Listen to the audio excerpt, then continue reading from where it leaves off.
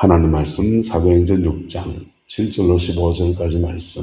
하나님의 말씀이 점점 왕성하여 예루살렘에 있는 제자의 수가 더 심히 많아지고 허다한 제사장의 무리도 이 도에 복종하니라.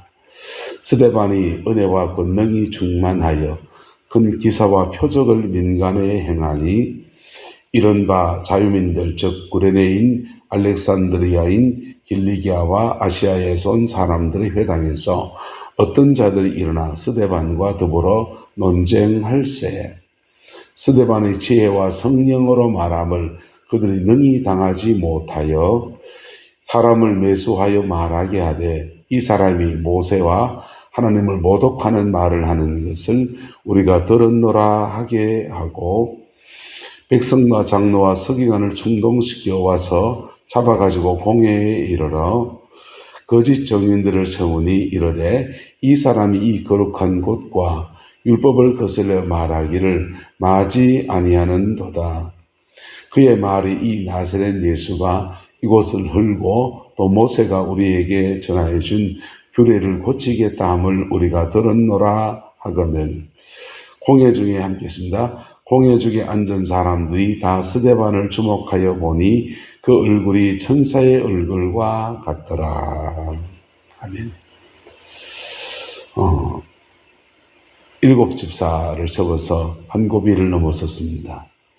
한 고비를 넣어서 바깥에 핍박도 있었고 유혹도 있고 그 다음 내부의 분열도 넘어섰더니 그 다음 7 집사를 세워서 이렇게 교회가 세워지게 됐어요. 그랬더니 하나님의 말씀이 점점 더 모여졌다. 왕성하여져서 예루살렘에 있는 제자의 수가 더 심히 모여졌다. 많아졌다는 겁니다. 그리고 심지어 허다한 제사장의 무리도 이 도에 복종하더라. 이렇게 말씀을 하고 있습니다. 너무 큰 축복이지요. 교회가 부흥하는데 기사와 표적 있었지만은 기사와 표적보다 더 중요한 것은 그들이 하나님의 말씀 앞에 양육되어진 겁니다.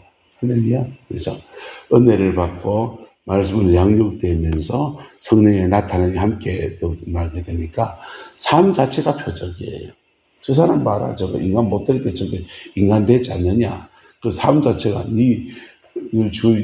예수 믿고 저래야 되는 진짜 아이가, 예수가 진짜 아이가. 이렇게 하는 것이죠.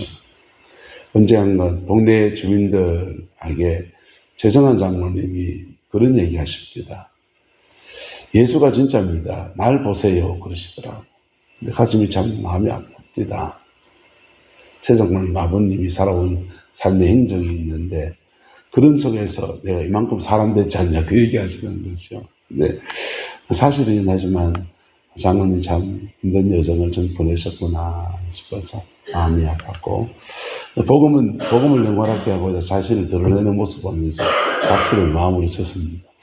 자, 이렇게 허다한 제사장의 무리가 이 도에 복음의 진리에 복종하는 이 중대하고 놀라운 시간에 스데반 집사가 은혜와 권능이 뭐였답니까? 충만했다 했어요.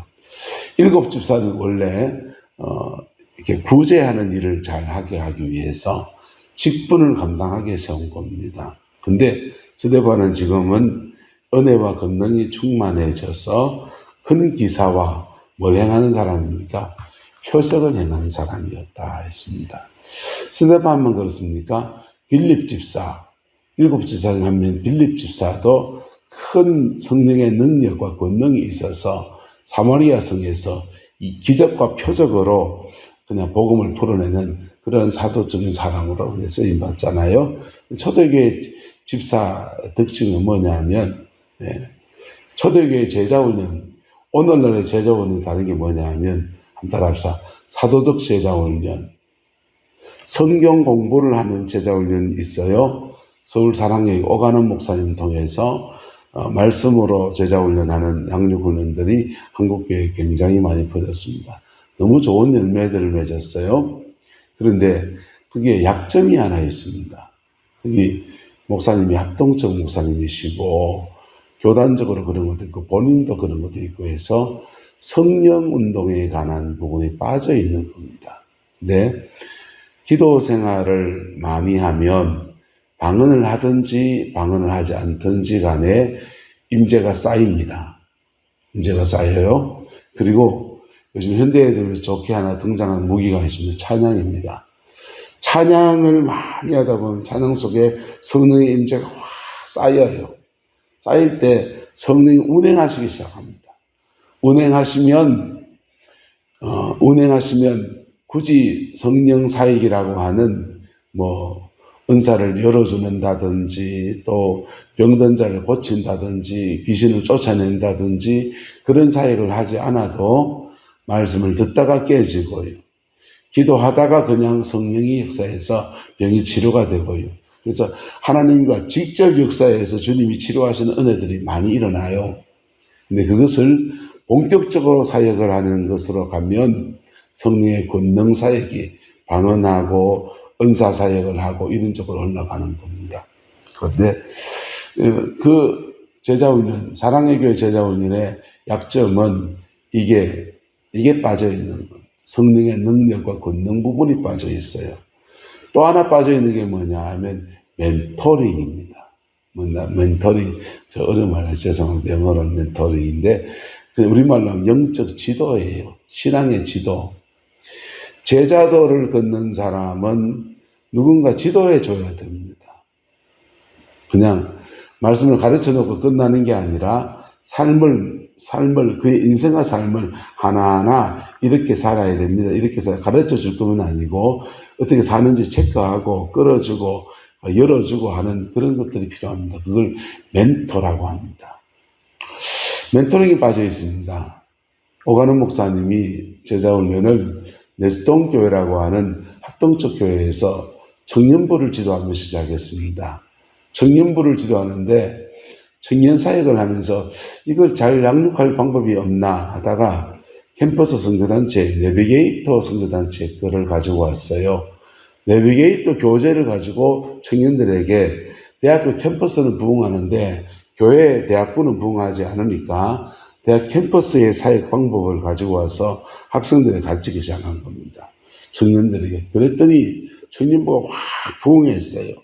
그때 청년부들은요, 매일 같이 그냥 밤끼리 먹고 같이 목사님하고 살았어요. 사모님 고생을 많이 했겠지. 라면끼리 먹고, 니 오늘 뭐 하노? 밥으로 같이 먹자. 맘 먹고 그냥, 라면 됐나? 됐습니다.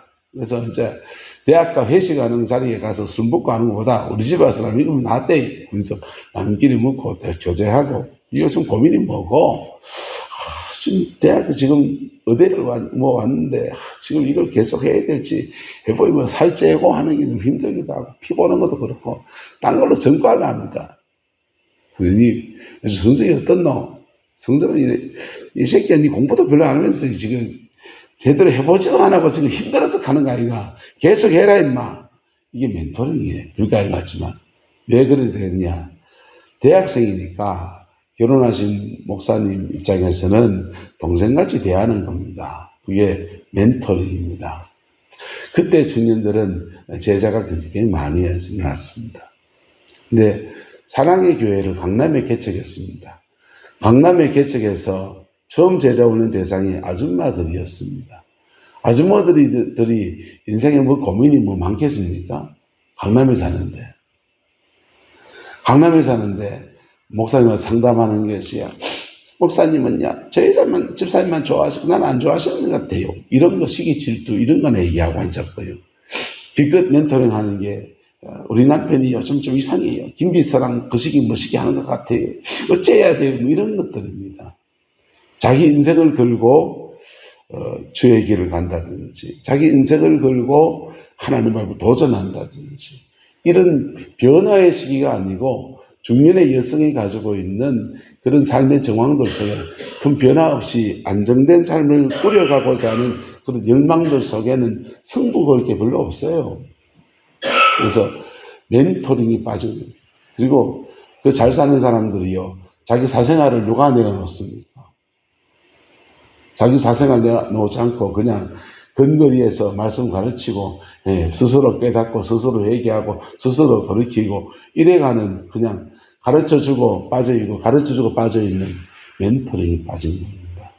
그래서 그 제자 훈련을 하면 성경은 잘 배우는데 지식만 커지고 제자가 안 나오는 안타까운 일이죠. 물론 큰 영향력도 선한 영향이 굉장히 많았다 그랬어요. 근데 초대교회 제자 훈련은 사도적 제자 훈련입니다. 할렐루야. 사도적 제자 훈련의 특징은 뭡니까? 사도적 제자 훈련은요, 강력한 기도 운동이에요. 말씀을 가르칠 뿐 아니라 강력한 기도 운동입니다. 그리고 가정에서 교회가 작은 단위로 모였기 때문에 7시 1투족을 잘 알아요. 오늘 네가 뭐 했는지, 오늘 뭐 먹었는지. 그래서 그리스도를 어떻게 살아야 되는지에 대한 치열한 삶의 변화가 동반하는 제자훈련이었습니다. 멘토링. 이게 초대교회 제자훈련이에요. 그런 제자훈련 안에서 사도들에게 기름 부음 받았다. 기름 부음. 성령의 기름 부음 받았을 때 하나님은 스데반이나 7집사를 그냥 교회에서 구제사역하는 재정출납하는 그런 정도에만 쓰고자 하지 아니하셨습니다. 그들을 통해서 은혜와 권능을 충만히 부으셨고 큰 기사와 표적을 민간에서 행하면서 그리고 지혜가 충만했어요. 이른바 자유민들, 구레네인, 알렉산드리아인, 길리기아와 아시아인 사람들의 회당에서 어떤 자들이 나서 스데반과 더불어 논쟁했다 했습니다. 자, 스데반이 복음 전도의 대상으로 삼은 사람 어떤 사람들입니까? 구레네인, 알렉산드리아인, 길리기아와 아시아에서 온 사람들. 이방 땅에서 살다가 온 유대인 1세, 2세들 또는 이방 땅에서 유대인 여자와 결혼하다 보니까 난 종교로서 아내가 믿는 유대 신앙을 따라가겠습니다 하는 종교로 기이한 개종한 사람들, 혈통은 이방인이지만은 유대교 교인으로 개종한 사람들, 이런 사람들입니다. 그래서 주류 예루살렘에 거주하는 정통 유대인들에게 복음을 전하기보다는 주로 이쪽 사람들에게 복음을 전했는데, 복음을 전하다 보니까 예수가 구원이다라고 말하는 데서 논쟁이 펼쳐졌습니다. 논쟁이 펼쳐졌는데 스데반이 지혜와 성령으로 말함을 그들이 능히 뭐하지 못했다, 당하지 못했다 했어요. 그래서 사람들을 뭐하여서 매수해서 말하게 하되 이 사람이 모세와 하나님을 모독하는 말을 하는 것을 우리가 들었다, 이렇게 말하는 겁니다. 모세, 신성모독을 했다 이거죠. 그리고 모세는요, 이스라엘 백성의 절대적인 지도자입니다. 성경의 창출님이신 모세오경이 구약 성경의 근간이에요. 나머지 성경들은 후대에 모세가 말한 율법을 가지고 살아가면서 무너지고 깨지고 그 속에서 메시아를 기다리는 그런 고백들입니다. 그래서 구약 성경 중에서 굳이 핵심을 코어를 말한다면 창출의 미신입니다. 모세오경입니다. 그래서 구약 성경에 모세의 말을 부정하고 하나님을 모독하는 말을 우리가 들었다라고 거짓적으로 세웠습니다. 진짜까요, 가짜까요? 모세를 모독하지 않았습니다. 하나님을 모독하지 않았습니다. 하지만 구약의 경전 외에 예수님이 말하신 말씀들을 더하여서 신약 성경이 아직 완성되지 않았어요. 사도들이 전한 말씀을 통해서 들은 진리들을 첨삭해서 구약 성경과 말했기 때문에 성경의 성격을 추가한 건 있습니다.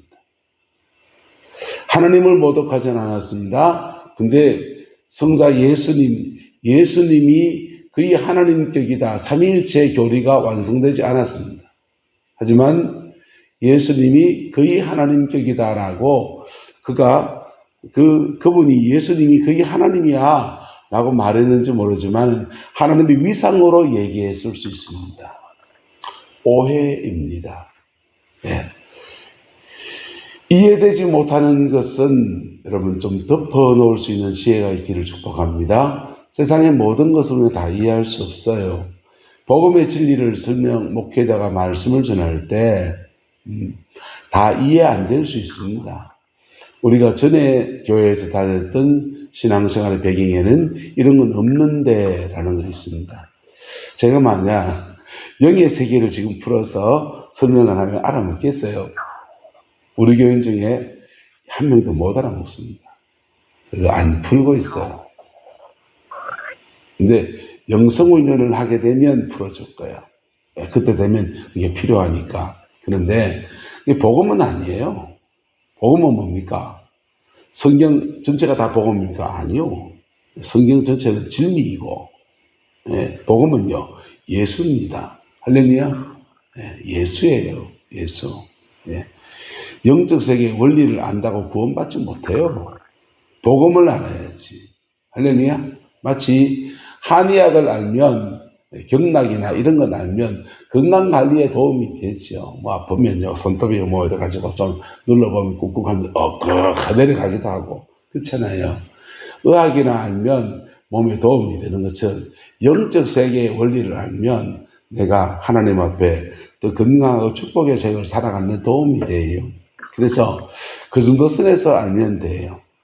어쨌든 지금 이 사람들 성경의 말씀이 스데반이 전한 설교가 이해가 되지 않았습니다. 이해가 되지 않아서 그 모세의 말에 예수 그리스도의 말씀을 더해서 모세는 이렇게 말했는데 예수는 이렇게 말씀하셨어요. 모세는 아내를 내버리는 것, 그 가하다 또 했는데 예수님은요, 음행한 영고 외에는 아내를 내버리지 말라 그랬어요. 예수님은요, 모세는 이렇게 말했는데 예수님 이렇게 말씀하셨어요. 다 산상수훈에 있는 얘기들이에요. 그래서 모세의 이야기에서 신약시대 예수님이 전가한 말씀들 중에 몇 가지가 더하여져서 복음을, 율법을 완성한 복음을 말하고 있는데 이것을 모세를 모욕했다라고 오해하게 된 겁니다. 하나님이 계셔요. 유대교는 유일신 신앙입니다. 유일신 신앙, 우리나라도 원래 유일신 신앙이에요. 중앙아시아 전체의 지역은 다 유일신 신앙이에요. 천신숭배 신앙이에요. 유대교도 유일신 신앙이에요. 잡신을 숨기는 신앙이 아니에요. 근데 그들은 유일신 신앙의 율법을 가진 거예요. 십계명을. 그래서 십계명에 입각해서 유일신 신앙을 숨기는 그게 유대교의 신앙입니다. 중앙아시아 부족들은요, 유일신 신앙이에요. 천신숭배입니다. 우리로 말하면 하늘림 숭배예요. 중국어로 하면 상제, 하늘에 있는 가장 큰 분, 그분 숭배하는 겁니다. 유일신 신앙인데 율법을 가지지 않았으니, 십계명 가지지 않았으니 유일신 신앙 가지고서 죄 짓는 삶을 사는 겁니다. 거기다가 중국의 도교 같은 영향을 받아서 샤머니즘이 막 들어와가지고는 온 잡신 숭배로 흘러가 있는 것이 한국의 지금 중국의 상제 신앙과 이게 흘러간 모습이에요. 신앙의 본질은 유일신 신앙이었어요. 그래서 한국 교회는 하늘님에서 하느님, 기독교는 개신교는 평양에서 부흥을 했으니 평양 사투리로 하늘이 하날이었으니까 하날님, 하날님이 진짜 우리가 섬기는 신앙이다. 하날님 경배. 근데 하날님을 바로 섬기려면 예수를 알아야 된다. 예수를 통해서 하날님 섬겨야 된다. 이게 기독교 신앙입니다. 그래서 그 설명할 때 하나님, 유일신 하나님의 예수 그리스도를 통해서 하나님을 가는 길이 되어지는 것을 설명할 때 예수님 표적도 행하고 기사도 행하고 죽으시고 부활하셨고 마치 하나님같이 설명하는 겁니다. 그게 완성되면 삼일체 교리예요. 그래서 그것을 설명해 가는데 그들은 하나님을 모독했다. 하나님 모독하지 않았습니다. 하나님과 예수님을 동격으로 놓아가는 그런 과정에 있는 얘기를 행하니까 그들은 오해했습니다. 여러분, 교회 안에서 복음의 그 십계명의 진리와 구약의 십계명의 진리와 신약의 사도신경의 진리 외에 여기에 엉뚱한 거 더하면 이단을 쳐버리세요. 근데 이 진리를 붙들고서 내가 이해되지 않는 이야기를 하면 여러분 바닷가에 전 살았습니다. 어렸을 때도 살았고 목회도 바닷가에서 오래 했어요. 바닷가에 있으면요 억센 가시가 있는 생선들이 있습니다. 그 생선 뼈까지 다 모여야 됩니까? 네, 뼈는 매운탕에 양보하세요. 고양이 던져버리세요. 살만 발에 드세요. 네. 내가 이해되는 부분에서 예수 믿는 믿음 생활에도 충분합니다. 복음의 진리는요, 우리가 예수 믿고 회개하고 거듭나서 믿음으로 살아가는 겁니다. 살아가는 겁니다. 십계명과 사도신경. 전 이게 두 가지가 큰 근간이라고 생각해요. 그리고 살아가는 중에 성령을 경험하면 방언을 받고 은사의 세계가 열려지면 이건 뭔가 싶은 게 있어요. 그리고 사단이 역사하니까 사단을 제압하려고 하니까 영적 세계의 원리를 아는 것도 굉장히 도움이 되지요. 근데 거기까지 못 가도 돼요. 내가 먹을 수 있는 살을 발려 먹는 겁니다. 할렐루야. 자, 그들은 오해했고 오해한 것을 죄를 더해서 사람을 매수해서 모독했다라고 비난했습니다. 백성과 장로와 서기관을 충동시켜서 와서 잡아가지고 홍해에 넘겨주었다. 거짓 정인들을 세웠더니 이 거룩한 곳 성전과 율법을 걸려서 말하기를 맞이하는 계속하는구나. 그의 말이 이 나사렛 예수가 이곳을 헐고 또 모세가 우리에게 전하여 준 규례를 고치겠다 함을 우리가 들었노라. 모세는 나사렛 예수 그리스도는 솔로몬이 세운 성전과 그 다음에 스룹바벨의 성전과 헤롯이 세운 성전을 이 성전을 헐라 내가 사흘에 다시 짓겠다 했습니다. 사흘에 다시 지어졌습니다. 주님이 부활하신 겁니다. 그리고 우리 안에 각 사람의 영혼 안에 하나님의 성전으로 세워진 겁니다. 성령이 임해서 상징이 아니고 실제예요. 성령이 우리 안에 임해 있습니다. 그리고 우리 안에 영혼의 물두멍이 있고요. 영혼의 번제단이 있고요. 그럴 때 영혼은 정결하게 해서 생각과 마음과 뜻 가운데 하나님의 영광을 나타내는 믿음의 사람이 되게 하는 겁니다. 내면의 성전입니다. 사도 스데반은 내면의 성전을 말하는데 그들은 이 보이는 성전을 헐라고 말하는 거다라고 지금 각인시키는. 그래서 스데반 결국은 순교의 제물을 올렸습니다. 그런데 그런 핍박 중에서 홍해 중에 앉은 사람이 다 스데반을 주목하여 보니 그 얼굴이 뭐와 같더라? 천사와 같더라. 천사와 같더라. 할렐루야. 이런 중에도 주님이 함께 하셨던 겁니다. 이 스데반의 아름다운 믿음의 모습과 신앙의 여정이 우리의 신앙의 여정이 되어지기를 예수 이름으로 축복합니다. 그래서 순교의 자리에까지 가야 될 사람도 있겠지만 어쨌든 나의 삶의 자리 안에서 이렇게 복음을 전하는 믿음의 사람 되기를 주님의 이름으로 축원합니다. 기도하겠습니다. 좋으신 아버지 하나님, 오늘 스데반의 믿음의 모습을 보면서 예수님 앞에 우리의 삶을 아버지 하나님 내려놓고 반추하고 주 앞에 믿음을 고백합니다.